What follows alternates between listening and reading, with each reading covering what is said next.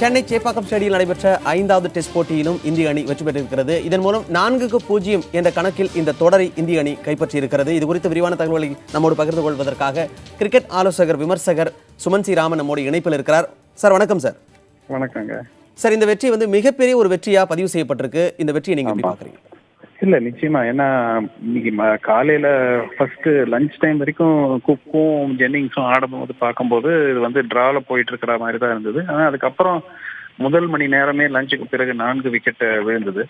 அதுக்கு பிறகும் திருப்பி மொயின் அலியும் ஸ்டோக்ஸும் ஓரளவுக்கு ஆடிட்டு இருந்தாங்க. பட் டீ பிரேக்கு அப்புறம் உடனே தடதடன்னு விக்கெட்டுகள் சரிந்தன. 6 விக்கெட் கடைசியில மிகவும் வேகமாக சரிந்தது. ஜடேஜா 7 விக்கெட் எடுக்கிறது மிகப்பெரிய ஒரு சாதனை. சார், பொதுவாகவே பார்த்தீங்கன்னாக்கா முதல் நாள் போட்டியில் இருக்கும்பொழுது அந்த பிச்சுக்கும் அதுக்கு அடுத்தடுத்த நாட்கள் பிச்சு மாறுது அப்படின்னு சொல்லுவாங்க. முதல் நாள் பார்த்தீங்கன்னாக்கா 4 விக்கெட்டுகள் மட்டும்தான் நம்மளால் வீழ்த்த முடிஞ்சது இந்த சென்னை டெஸ்ட்ல. ஆனால் இன்னைக்கு ஒரே நாளில் 10 விக்கெட்டுகள் விழுந்திருக்கு. இந்த பிச்சு மாற்றம் அப்படின்றது எப்படி சார்? இல்ல, ஆக்சுவலா இந்த முறை பாத்தீங்கன்னா பிச்சு மிகப்பெரிய அளவுல சுழற்பந்து வீச்சாளர்களுக்கு ஆதரவு கொடுக்கற, எதிர்பார்த்த அளவுக்கு ஆதரவு கொடுக்கலன்னு தான் சொல்லணும். ஏன்னா யூஸ்வலா பாத்தீங்கன்னா உங்களுக்கு அதனாலதான் உங்களுக்கு அஸ்வின் இந்த முழு போட்டியிலேயே ஒரு விக்கெட்டுக்கு மேல எடுக்க முடியல. அதனால விக்கெட் விக்கெட்டுனாலதான் இங்கிலாந்து தோத்தாங்க அப்படின்னு சொல்றதுக்கு எந்த விதமான இதுவும் இல்லை. அவங்களுடைய ஆட்டம், அதுவும் பர்டிகுலரா இன்று அவர்கள் விளையாடிய சில ஸ்ட்ரோக்ஸ் நிச்சயமா அவர்களே வருத்தப்படுவார்கள் அந்த ரீப்ளே பார்த்தாங்கன்னா. அதனால இது விக்கெட்டுனால அவங்க தோத்தாங்கன்னு சொல்றதுக்கு ஒண்ணுமே இல்லை. இது நிச்சயமா இந்திய அணியினுடைய அபார வெற்றி, அவங்களுடைய பர்ஃபார்மன்ஸ், இங்கிலாந்துடைய லேக் ஆஃப் அப்ளிகேஷன், அதனாலதான் இந்த தோல்வி அவங்களுக்கு அப்படிங்கறத சொல்லலாம். இல்ல சார், நீங்க குறிப்பிட்டு சொல்லும்போது இந்திய அணி சிறப்பாக விளையாடி இருந்தாலும் இங்கிலாந்து அணி வீரர்கள் செய்த தவறுதான் இந்த வெற்றிக்கு காரணம் அப்படிங்கிற மாதிரி இருக்கு. அப்படி எடுத்துக்க முடியுமா? அப்படி நான் சொல்லல. அதாவது ஒரு ஒன் டே, அதாவது விக்கெட்ல சம்டைம்ஸ் உங்களுக்கு 5வது நாள்ல விக்கெட்ல அன்பிளேயபிளா இருக்கும், நிற்கவே முடியாது. அந்த அளவுக்கு உங்களுக்கு பந்து திரும்பும், பவுன்ஸ் அன்ஈவனா இருக்கும்.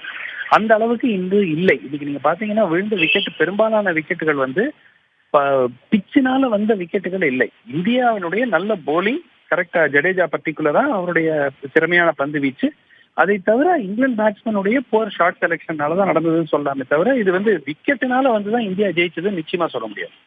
சார், ராகுல் 199 அவுட் ஆகும்போது இந்திய ரசிகர்கள் எல்லாருக்குமே மிகப்பெரிய ஒரு ஏமாற்றமா இருந்திருக்கும். ஆனாலும் கூட ஆறுதல் அளிக்கும் விதமா அதுக்கு அடுத்ததா கருண் நாயர் முச்சதம் அடித்து நாட் அவுட்ல வெளியே போயிருக்காரு.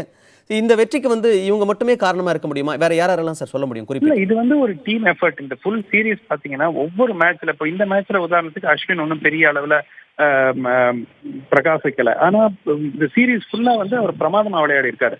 இந்த மேட்ச்ல ஜடேஜா அவர் விளையாடுறாரு. அதுக்கு முன் மேட்ச் எல்லாம் பாத்தீங்கன்னா கோலி பிரமாதமா விளையாடினாரு. இப்போ இந்த மேட்ச்ல கருண் நாயரும் KL ராகுலும் அடிக்கிறாங்க. சோ இது ஒரு டீம் எஃபர்ட். ஒரே ஒரு நபர்னால கிடைத்த வெற்றின்னு நம்ம சொல்றதுக்கு இல்லை. இந்த சீரீஸ்ல எல்லாரும் திறமையா விளையாடி இருக்காங்க.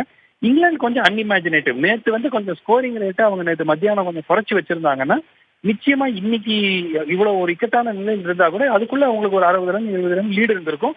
அவங்க டெஸ்ட் மேட்சை காப்பாத்தி இருக்கக்கூடிய ஒரு நிலையில இருந்திருக்கலாம். நேற்று அந்த கடைசி செஷன் கருண் நாயர் 200 தாண்டின பிறகு அந்த ஒரு 1.5-2 மணி நேரத்துல அந்த போட்டியை அவங்க தோத்தாங்கன்னு நினைக்கிறேன். சார், கேப்டன்சி, விராட் கோலியோட கேப்டன்சியை பத்தி எப்படி சார் எடுத்துக்கலாம்? விராட் கோலியோட கேப்டன்சி மெச்சூரிட்டியோட மெச்சூரிங்கா நம்ம பாக்குறோம். முன்னாடி எல்லாம் ரொம்ப எமோஷனலா இருப்பாரு, கோவப்படுவாரு, ஆத்திரப்படுவாரு. இப்போ இந்த சீரீஸ் ஃபுல்லா பாத்தீங்கன்னா அந்த மாதிரி பெரிய அளவுல நம்ம சம்பவங்கள் எதுவுமே பார்க்கல. ஓரளவுக்கு மெச்சூரிங் கேப்டனாக அவர் வராரு. என்ன இன்னைக்கு பரவலான ஒரு கருத்து என்னன்னா இன்னும் கொஞ்சம் அக்ரெசிவா இருந்திருக்கலாம் அப்படின்ட்டு. ஆனால் கடைசியில் அது அக்ரெசிவா இல்லாமையே இவென்ச்சுவலா இந்தியா அணி மேட்ச் ஜெயிச்சிட்டோம். ஸோ அதனால அவர் ஒவ்வொரு போட்டியிலும் கத்துக்கிட்டு இருக்காரு கேப்டன்சி. நிச்சயமா இன்னும் ஃபியூச்சர்ல இன்னும் திறமையா கேப்டன் பண்ணுவாருங்கிறது எந்த விதமான சந்தேகமும் இல்லை. சரி, இந்த 2வது இன்னிங்ஸ்ல மட்டுமே ஜடேஜாவுடைய 7 விக்கெட் வீழ்த்தின அந்த திறமை அபாரதமான ஒரு வெற்றிக்கு வழிவகுத்திருக்கு. அவரை பத்தி எப்படி சார் எடுத்துக்கலாம்? இல்ல, அவர் ஆக்சுவலா இந்த சீரீஸ்ல முன்னாடி அஸ்வினுக்கு ஒரு ரொம்ப நல்ல ஃபாயிலா இருந்திருக்காரு. த்ரூ அவுட் தி சீரீஸ் ரெண்டு எண்ட்ல இருந்து உங்களுக்கு ப்ரெஷர் இருக்கிற மாதிரி அவர் ஜடேஜா தான் ஏற்படுத்தி இருக்கிறாரு. ஏன்னா எப்பவுமே என்ன பாத்தீங்கன்னா ஒரு எண்ட்ல மட்டும் ஒரு நல்ல போலர் இருக்கு, இன்னும் 2 நல்ல போலர் இல்லைன்னா ப்ரெஷர் போயிடும். அந்த மாதிரி இல்லாமல் 2 எண்ட்லயும் ஒரு அழுத்தம் கொடுக்கறதுக்கு பேட்ஸ்மேன் மேலங்கிறதுக்கு ஜடேஜா உதவி இருக்காரு. ப்ரீவியஸ் மேட்ச்லயும் ஒரு இன்னிங்ஸ்ல 4 விக்கெட் எடுத்தாரு. அதுக்கப்புறம் இந்த சீரீஸ் ஃபுல்லா அவரும் 20 விக்கெட்டுக்கு மேல வீழ்த்திருக்கிறாரு. கிட்டத்தட்ட ஐ திங்க் 23-24 விக்கெட் வீழ்த்திருக்கிறாரு. அதுவும் ஒரு மிகப்பெரிய சாதனை. ரொம்ப full marks to Jadeja also. முதல் நாள், அதாவது இந்த 5வது டெஸ்ட் போட்டியோட முதல் நாள் பார்த்தீங்கன்னா இந்திய பவுலர்கள் வந்து 4 விக்கெட்டுகளை மட்டும்தான் வீழ்த்த முடிஞ்சது. அதே மாதிரி 4வது நாள்ல இங்கிலாந்து வீரர்களால் 4 விக்கெட்டுகள் மட்டும்தான் வீழ்த்த முடிஞ்சது. அப்படி இருக்கிற அதே பிச்சில் இன்னைக்கு ஒரே நாள்ல 10 விக்கெட்டை வீழ்த்திருக்காங்க அப்படின்னா இந்த பிட்ச் மாற்றம் எதுவும் கிடையாது அப்படின்னு நீங்க சொல்லியிருந்தீங்க. இதை எப்படி சார் எடுத்துக்க முடியும்?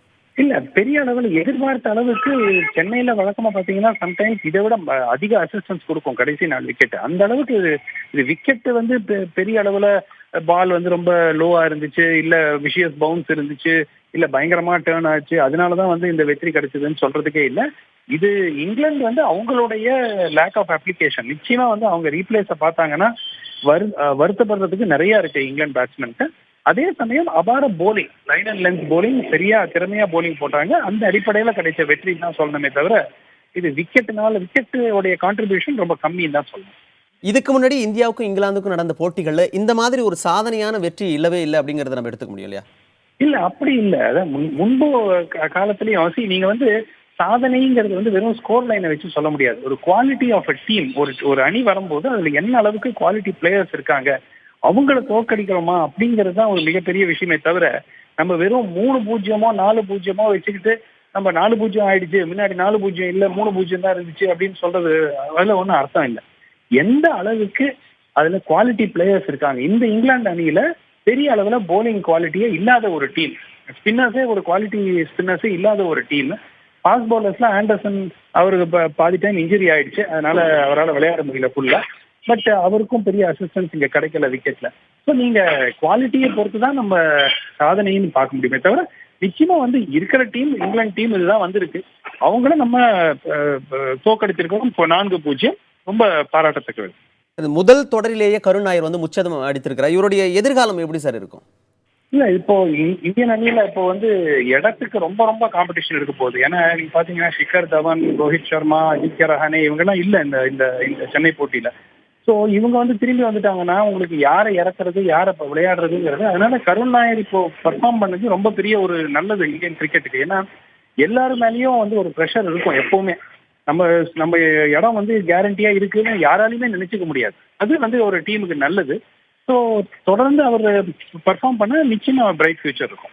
இந்த கேள்வியை நான் முன் வச்சதுக்கு காரணமே நீங்க சொன்ன மாதிரி ஷிகர் தவான் மாதிரியான முன்னணி வீரர்கள் இப்போ இல்லாத இடத்துல இவங்க உள்ள வந்து இவங்க பெர்ஃபார்மும் பண்ணியிருக்காங்க. இப்போ அடுத்தடுத்த தொடர்கள்ல இவங்களுக்கான வாய்ப்பு எப்படி இருக்கும்? எதன் அடிப்படையில் அந்த வாய்ப்பு அவங்களுக்கு கிடைக்கிறதுக்கான ரொட்டேஷன் பாலிசின்னு ஃபாலோ பண்றதுக்கான வாய்ப்பு இருக்கிறது. அதாவது நீங்க பாத்தீங்கன்னா ஆஸ்திரேலியா மாதிரி டீம்ஸ் முன்னாடி எல்லாம் ஒரு காலத்துல இந்த மாதிரி ஒரு ஸ்பாட்டுக்கே 3 பிளேயர் இருப்பாங்க.